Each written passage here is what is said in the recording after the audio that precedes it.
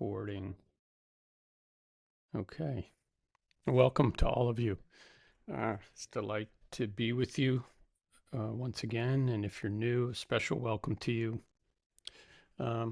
We usually spend a few minutes talking about a particular topic around mindfulness or a topic specific to the practice of mindfulness.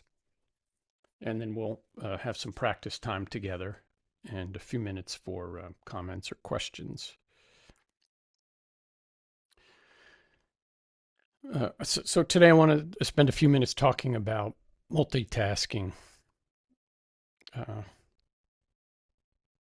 We've heard about this before, but it's worth some reminders for all of us, perhaps maybe a little encouragement or inspiration to make some shifts.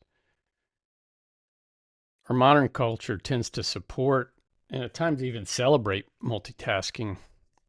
You know, we answer emails while we're eating, we check our phones while someone's speaking. Maybe you're doing that right now. When you think about the next thing while we're still doing this thing, it feels efficient, even necessary. And for many of us, it might feel like the only way to keep up with this kind of increasingly fast-paced life. But mindfulness practice, along with decades of cognitive research, points to really kind of a different picture. What we usually call multitasking is not actually doing many things at once. It's really a state of a kind of a divided attention. Psychologists describe it as a kind of rapid task switching. Each time the mind switches tasks, though, it has to disengage from one mental state and activate another, and that shift comes at a cost to us. Cognitive psychologists have been studying this for a long time. The classic research on task switching shows that people are slower and more error prone when alternating between tasks than when focusing on one task at a time, even when the tasks are relatively simple. The American Psychological Association summarizes this research by noting that even brief mental switches reduce efficiency, increase mistakes, and consume significant cognitive energy over time. So the story that multitasking helps me get more done turns out to be kind of misleading for us. Very often we do less and we do it less well, and we feel more depleted and fragmented when we're multitasking. This fragmentation is clear in our digital lives. One well-known study looked at people who frequently juggle multiple media streams coming in. Researchers found that heavy media multitaskers perform worse on tests of sustained attention and problems with working memory. They're more easily distracted and less able to filter out irrelevant information. But divided attention doesn't just affect productivity, it also affects how we relate to one another. Research on smartphone use during face-to-face interaction show that divided attention is associated with lower relationship satisfaction and reduced empathy and weaker feelings of connection. Even when the phone is simply present on the table, you don't even have to be picking it up. It somehow affects that relationship. And from a mindfulness perspective, of course, that matters deeply. When attention is split, presence diminishes, and this can damage our relationships. How we attend to others shapes how we love, how we listen, how we care. The writer J.D. McClatchy said, "Love is the quality of attention we pay to things. It requires our attention, love." What I'm saying is not news to you. Most of us know this to be true through experience. So why do we do it anyway? Why do we multitask? We're busy, yes, but we don't multitask only because we're busy. Very often we might multitask because slowing down doesn't quite feel right. In fact, it might feel very uncomfortable and challenging. When we do just one thing at a time, we often encounter this kind of restlessness, impatience, or boredom. And research shows that many people find unstructured, low stimulation time aversive. This is an interesting study. It's really striking in a lot of ways, but participants in this one study, participants reported preferring mild electrical shocks to sitting alone with their thoughts for just even a few minutes. Think about that for a moment. I'd rather get shocked than experience, a little bit of boredom. In a culture hooked on speed, novelty, and constant input, multitasking becomes a way to entertain or stimulate, sometimes so that we don't have to feel the rawness or the challenges of the present moment. And maybe, there's a place for that during times of great overwhelm, physical or mental suffering. But it can also become a way to not be fully present in this one and only life that we have to live. This helps explain why mindfulness practice can sometimes or maybe initially feel difficult. Because when we reduce stimulation, fewer devices, less task switching, the nervous system may respond with this kind of restlessness or this boredom. This is not a failure on your part or on the part of mindfulness. It's often the natural withdrawal phase that constant cognitive stimulation creates. Neuroscience research suggests that novelty seeking and task switching engage dopamine-based reward loops. When we interrupt these loops by slowing down, the brain protests before it settles, and we have to literally do a kind of detox. We see this on the silent mindfulness retreats we facilitate year after year. Just winding down, simplifying, eating in silence, putting away the phones, reducing the input, be it reading, writing, or talking, and simply just practicing being present can be a real experience of detoxing with all the accompanying kind of withdrawal symptoms. So we do it with great care, engaging patience and understanding, and working at our own pace in a kind of supportive environment. Rick Rubin is a legendary music producer who founded Def Jam Records, one of the most important hip-hop labels in the 1980s. He's won like 9 Grammy Awards and worked with some of the biggest artists of our time across a wide range of musical genres. In his book, The Creative Act, A Way of Being, Rubin highlights that creativity is a fundamental human birthright, not a rare ability, and that it's best nurtured through open awareness rather than forced action. If you're into developing creativity in a particular art form or want to just improve your problem-solving abilities, then you might enjoy reading Rubin's book about creativity and dealing with boredom and slowing down. When we develop the ability to stay with boredom, we very often find that things become very interesting, actually, partly because we've simplified our activities so that our full attention can be in one place at one time. And consider that for a moment, the value of that kind of attention. You get to spend a moment looking into your child's face and fully take into your own heart. You get to breathe in the moonrise on a clear evening. You get to answer texts and emails in a collected, non-fragmented way that may even change your responses to those communications. Just noticing the breath without having to jump up and do something about it can be extremely interesting and engaging. Even sitting with physical or emotional pain without judgment may allow you to discover that you're not necessarily in the need to just immediately cover up. And that affords you another way of dealing with that, which is extremely challenging. We don't need to eliminate multitasking entirely. Life is complex. Sometimes we have to do it. But we can practice with small acts of integration. One single task, one ordinary activity each day. Just practice being with it. Just brush your teeth. You don't have to plan your whole day while brushing your teeth. Offer undivided attention in one conversation. Look at the person. Keep your phone out of sight.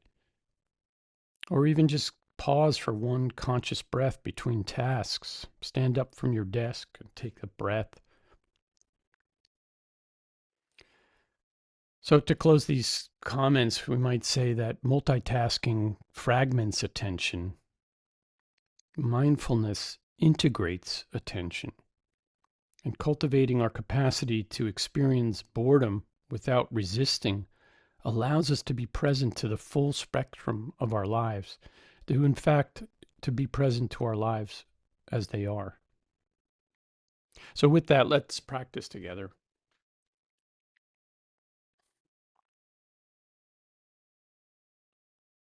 It's always an important reminder to say that the practice begins in the body.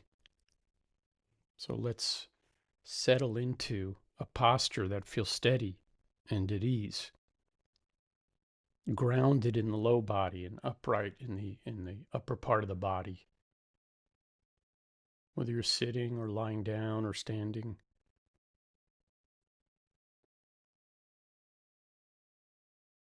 And if it's comfortable, you can allow the eyes to close or just soften the gaze, perhaps looking a few feet in front of you so that there's a settling visually.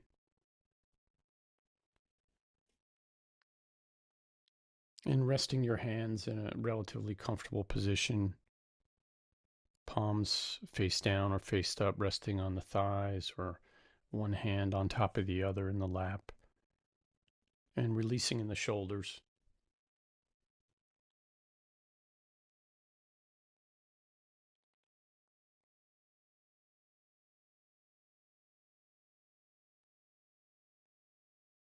And gently bringing attention to the breath.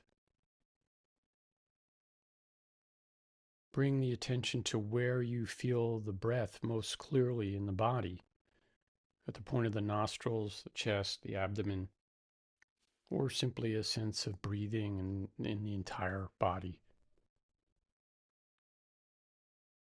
And just notice.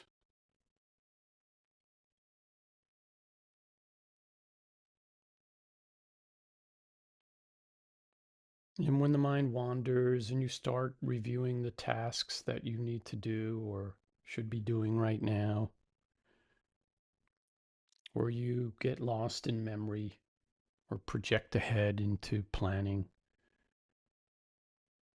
it's not a problem. It's the way the mind works.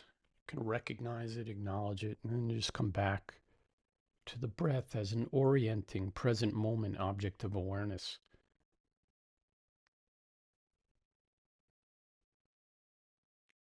And let that be the one single thing that you do moment by moment by moment for this time that we're sitting here.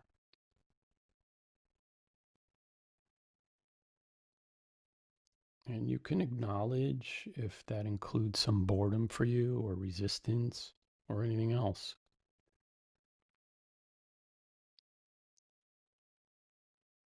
And when the mind wanders in this way into judgment, it's not a problem. Just notice what it's doing and then gently return to the breath. Thoughts arise, thoughts pass.